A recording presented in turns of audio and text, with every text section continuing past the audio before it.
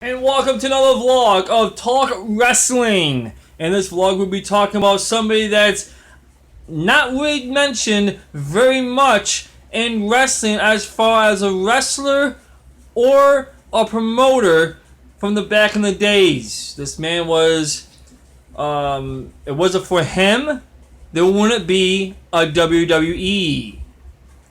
We're talking about Vincent J. McMahon. If you guys all did the research and the knowing of the history of wrestling, you will know about this man, Vincent J. McMahon.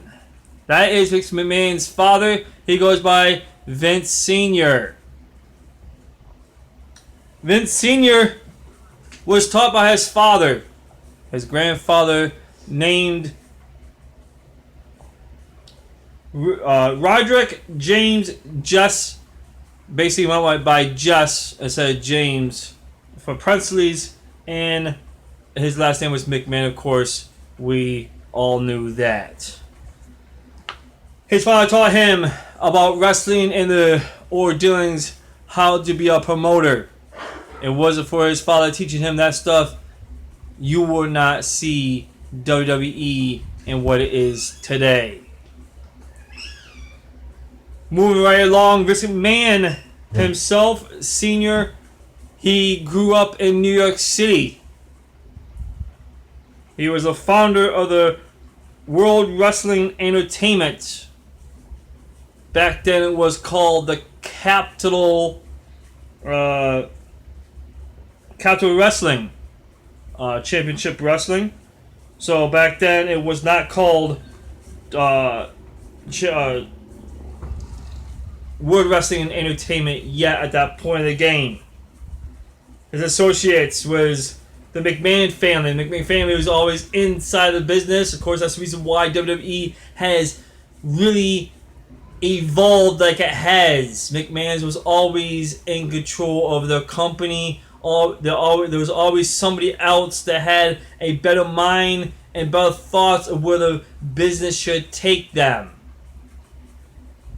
Knowing now the fact that Stephanie McMahon and Shane McMahon is back into the picture of WWE, do I think that's going to be passed down to them? They're brothers and sisters. So we never know what's going to happen. Would Triple H have anything to do with WWE?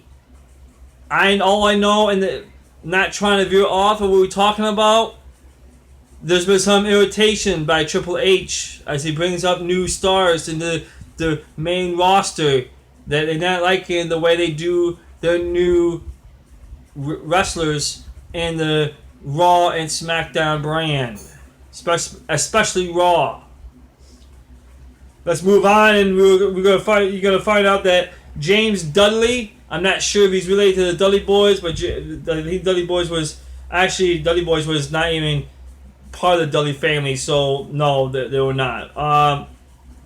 Then Toots Mont and Gorilla Monsoon was his associates during that time. Like I said, Vince James McMahon was known as Vince Sr.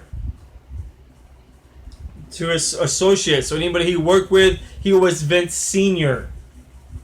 He was an important man, an important puzzle of the World Wrestling Entertainment and what it is today, because if it wasn't for him, there wouldn't be no WWE today, and where it has became a phenomenon as far as wrestling goes.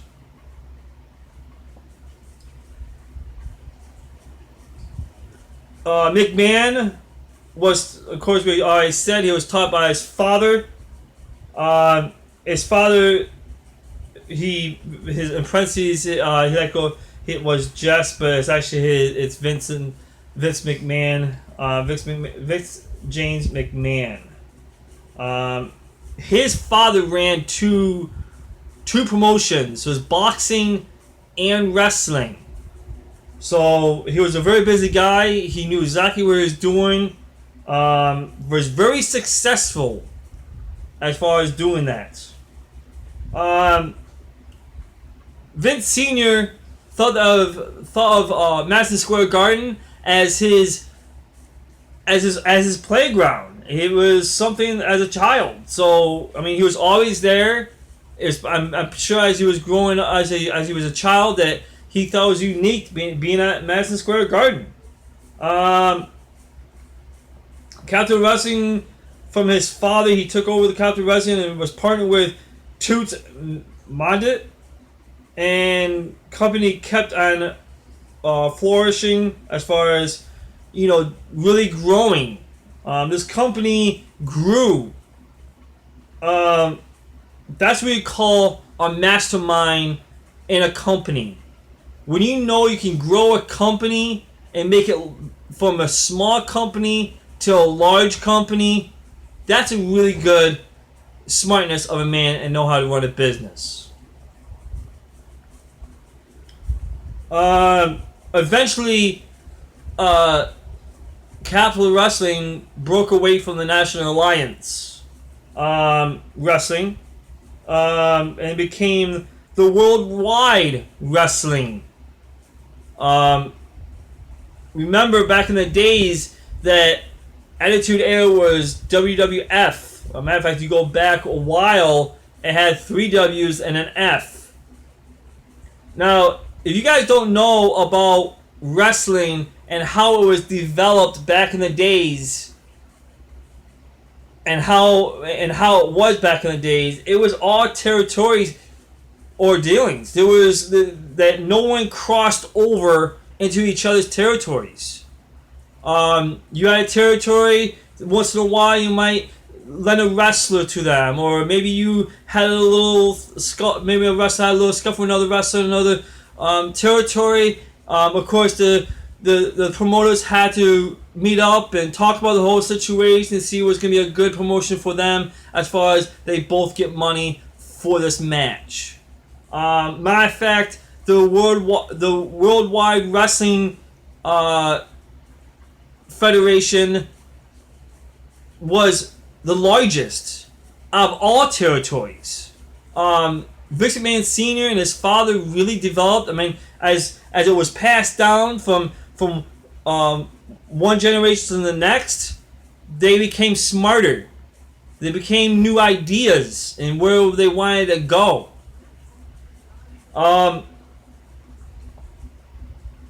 At this point, eventually, that WWE was officially born at this point in the game when they broke away from the National Alliance of Wrestling.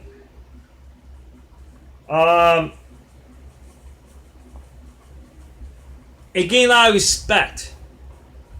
WWE gained a lot of respect because of the way Vince Sr. did business. And of course, during this time when all changed over, of course we know Vince McMahon became about as far as a person as growing up through the father's footsteps, his father's teaching the ropes. Matter of fact, I can tell you a little bit about as far as what happened in one of these and back then with his father and this guy.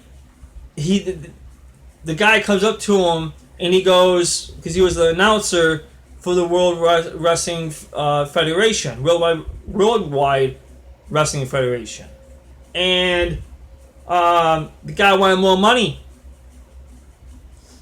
Well, Vince Sr. had this thing with quarters. He would just toss them down in his hand, and the guy basically demanded more money. And Vince Sr. sat there and he goes, well, I can't give you no more money. So, based on that, I'm firing you. See you later. So, Vince Sr. fired this guy, and his son, Vince and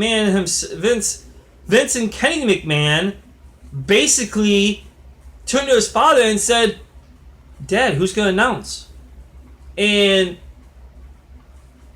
his father sat there, tossed up the coins a little bit in the palm of his hand, the quarters, and turned around, and he turns to his son and he goes, you got the job. You can be the announcer. So from that point on, the cliche started like father like son. So doing this from generation to generation, the McMahons kept on passing it along. And when these guys got to know the business and realized what they could do with the business, they caught on so quickly and became so knowledge, and they wanted to learn more.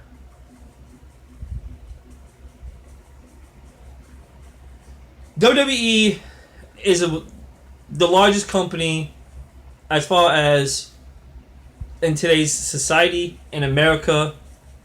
Is there companies trying to come up to be like them? Yes. Could they succeed? I think WWE has done everything under the sun as far as storylines go. If you look at TNA, you look at any wrestling organization that does storylines and having the wrestlers come out and talk in the middle of the ring and so on and so forth, WWE has done it already. They've taken everything.